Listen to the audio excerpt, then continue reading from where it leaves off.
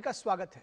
और विधायक के.वाई. नंजेगौड़ा का चुनाव रद्द हो गया है और इससे कई सारे सवाल खड़े हो रहे हैं। सीधे कर्नाटक की बात कर रहे हैं। कर्नाटक हाईकोर्ट ने कांग्रेस विधायक नंजेगौड़ा का चुनाव रद्द करने का आदेश दिया है। इसके साथ ही कोलार जिला अधिकारी के खिलाफ भी हाईकोर्ट ने कार्रवाई करने का निर्देश दिया है।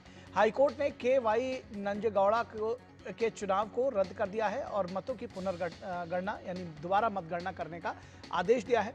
भाजपा उम्मीदवार के एस मंजुनाथ गौड़ा ने याचिका दायर की थी। अदालत ने चुनाव अधिकारियों की लापरवाही पर भी ध्यान आकर्षित किया है। हालांकि अदालत ने नंजेगौड़ा को सुप्रीम कोर्ट में अपील करने के लिए 30 दिनों की अवधि के लिए स्टे दे दिया है और इस फैसले से कर्नाटक की राजनीति में हलचल मच गई है। बड़ा सवाल यह है कि राहुल गांधी कर्नाटक में वोट चोरी का आरोप लगाकर एटम बम फोड़ने का दावा कर रहे थे, लेकिन उनके विधायक पर ही ये आरोप लगे और 2 साल बाद चुनाव रद्द हो गया। यानी वो जो एटम बम फूटा वो कांग्रेस के खेमे में ही जाकर फूट गया। नंजेगौड़ा को सुप्रीम कोर्ट में अपील करने के लिए 30 दिनों की अवधि के लिए स्टे दिया गया है, यानी तब तक उनकी सदस्यता नहीं जाएगी। बीजेपी प्रत्याशी एस मंजुनाथ गौड़ा ने याचिका में कोर्ट में गिनती की प्रक्रिया में गड़बड़ी करने का आरोप लगाया था। कोर्ट ने कहा कि मतगणना के दौरान गंभीर अनियमितताएं हुई थी, इसलिए परिणाम को वैध नहीं माना जा सकता। बड़ा सवाल यह है कि चुनाव प्रक्रिया में जस्टिस के लिए चुनाव आयोग से लेकर सुप्रीम कोर्ट तक की व्यवस्था है, लेकिन नेता प्रतिपक्ष लोकतंत्र की मर्यादा पर सवाल उठाकर सीधे चुनाव आयोग पर वोट चोरी का आरोप लगाते हैं, जबकि किसी मामले में कोर्ट का रुख नहीं करते हैं। वोट चोरी के आरोप पर चुनाव आयोग ने कई बार हलफनामा भी मांगा है, लेकिन आज वोट चोरी में उनकी पार्टी खुद घिर गई है। और कांग्रेस विधायक के.वाई. नंजेगौड़ा का कहना है कि पुनर्मतगणना के इस फैसले को वो सुप्रीम कोर्ट में चुनौती देंगे। पब्लिक सभೆಗಳಲ್ಲೂ ಕೂಡ ಹೇಳಿದೀನಿ, ರೀಕೌಂಟಿಂಗ್ ಅಂತ ಏನು ಹೋಗಿದ್ದಾರೆ, ಆ ರೀಕೌಂಟಿಂಗ್ ಏನಾದರೂ ಕೋರ್ಟಲ್ಲಿ ಆದೇಶ ಅದನ್ನ ರೀಕೌಂಟಿಂಗ್ ಮೇಲೆ ಚಾಲೆಂಜ್ ಮಾಡಲ್ಲ, ಅಪೀಲ್ ಹೋಗಲ್ಲ. ನಾನು ರೀಕೌಂಟಿಂಗ್ ಅಂತ ಆದರೆ ನಾನು ಸ್ವಾಗತ ಮಾಡ್ತೇನೆ, ರೀಕೌಂಟಿಂಗ್ ಆಗಬೇಕು ಅಂತ ಕೂಡ ಹೇಳಿದ್ದೆ। और भाजपा नेता मंजुनाथ गौड़ा ने कोर्ट के फैसले के लिए अदालत को धन्यवाद दिया। Justice was delayed but not denied. We are thankful to Honorable High Court of Karnataka. Honorable High Court of Karnataka has passed an order regarding Malur Assembly Constituency. It has Assembly Constituency. It has citizenized the election results, and it has the Karnataka High Court has noticed there are a lot of irregularities in counting procedures. It has passed strictures against the then district election officer, and it has passed an order.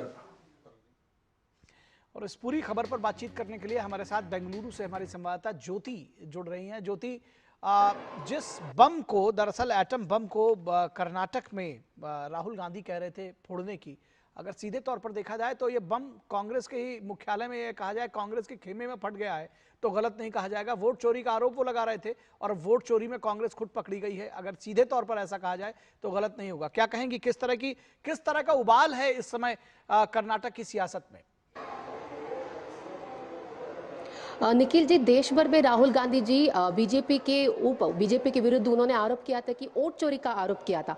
Bengaluru में यहाँ पे आकर नारा भी लगाए थे, लेकिन उन्हीं का जो वोट चोरी का आरोप उन्हीं पे ही भारी पड़ गया है। यहाँ पे कर्नाटक में 2023 में जो कोलार की मालूर की विधानसभा की अगर हम एग्जाम्पल ले, अभी उनका जो कांग्रेस की एमएलए है जो वो नंजेगौड़ा, उनके जो चुनाव को हाईकोर्ट ने अभी रद्द करके आदेश दिए हैं। 2023 में वहाँ पे जो चुनाव हुआ था, कांग्रेस की अभ्यर्थी जो है नंजेगौड़ा बीजेपी के अभ्यर्थी मंजुनाथ के खिलाफ सिर्फ और सिर्फ 248 के मतों के अंतर वहां पे जीत हासिल की थी। इसी चुनाव को चुनौती देते हुए बीजेपी के प्रत्याशी मंजुनाथ ने हाईकोर्ट में एक केस दायर की थी। इसी केस की हियरिंग करते हुए एक हाईकोर्ट ने बहुत यहाँ पे बहुत इम्पोर्टेंट हाईलाइट्स भी हाईकोर्ट ने यहाँ पे मेंशन किया है। पहले ये है कि जो मुख्य चुनाव अधिकारी है, जो जिलाधिकारी है वहाँ पे, उन्होंने मतगणना करने की कोई भी जो डॉक्यूमेंट्स है अभी तक कोर्ट को प्रोड्यूस नहीं किया है। सो इसलिए उनके खिलाफ ही कार्रवाई करने की आदेश दिया है और उसके साथ साथ मत पुनर्गणना करने की आदेश था, लेकिन वहां पे चुनावना अधिकारी की लापरवाही हुई है। और इसके साथ साथ स्ट्रांग रूम में जो वीडियोस होता है या हार्ड डिस्क होता है, वहां पे जो कार्रवाई जो प्रक्रिया है वो सब का हार्ड डिस्क नहीं मिला है अभी तक, कैमरा की जो सीसीटीवी फुटेजेस नहीं मिला है। और इसके साथ साथ जो मतगणना करते हैं वो स्ट्रांग रूम में एक ही रूम में करते हैं, लेकिन यहाँ पे संशय ये है कि दो रूम में यहाँ पे मतगणना क्यों की। ये सब हाईकोर्ट ने जब प्रोसीडिंग्स में हाईकोर्ट ने ये सब पॉइंट्स को देखा, सो इसी पॉइंट्स के आधार अभी हाईकोर्ट ने एक माइलस्टोन डिसीजन ही कहा जाता है, हाईकोर्ट ने अभी दिया है कि चुनाव को रद्द करने का, और 4 बार अभी अवधि भी दिया है कि मतगणना होनी चाहिए, रिकाउंट होनी चाहिए। उसके साथ साथ जो कांग्रेस की एमएलए थे नंजेगौड़ा, उनको 30 दिन की मोहलत भी दी है, वो सुप्रीम कोर्ट में जा सकते हैं। जैसे आपने कहा, ठीक है जी, यहाँ पे जो कांग्रेस कहते हैं कि वोट चोरी, कांग्रेस के राहुल गांधी से लेकर एआईसीसी अध्यक्ष मल्लिकार्जुन खड़गे भी बीजेपी के ऊपर और चुनाव आयोग के ऊपर वो षड्यंत्र की आरोप लगाते हैं, यहाँ पे साजिश की आरोप लगाते हैं। बेंगलुरु में महादेवपुर, आपको भी पता है, बेंगलुरु में लोकसभा चुनाव में महादेवपुरा कॉन्स्टिट्यूएंसी में वहां पे लोप हुआ है, वहां पे षड्यंत्र रचाया था।